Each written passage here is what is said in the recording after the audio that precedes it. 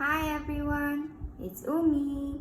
Today Ummi is going to read you a story titled Little Raindrop. Discover an amazing story from the natural world. Let's start. Little Raindrop. See, so cute. When I was a raindrop, I lived up in a cloud.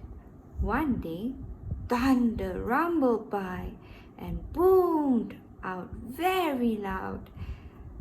Come on, little raindrops, get ready to let go. You've got important work to do down in the world below. A flash of zigzag lightning streaked across the sky. Ooh, cried all the raindrops. See you later, cloud. Goodbye. They jumped into the air and I jumped with them too. Have fun, said Cloud. I wish that I could come along with you.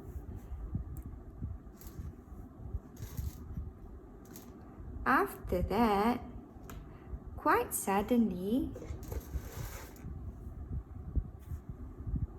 I landed with a splat and dribbled down the tail of a soggy farmyard cat.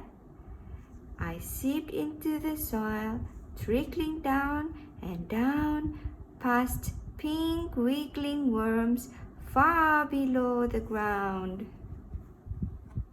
I saw a friendly mole who was digging by some shoots. Slurp! Before I knew it, I'd been sucked into their roots. I traveled slowly up the stem. It was quite a climb. Hello, smiled the flower bud. You're here just in time. This way, the flower told me, and then it opened wide. What a nice surprise to see my raindrop friends inside.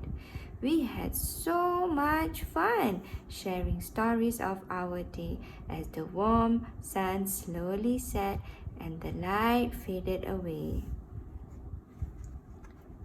We tried to count the stars instead of counting sheep, but the petals were so comfy that we all fell fast asleep.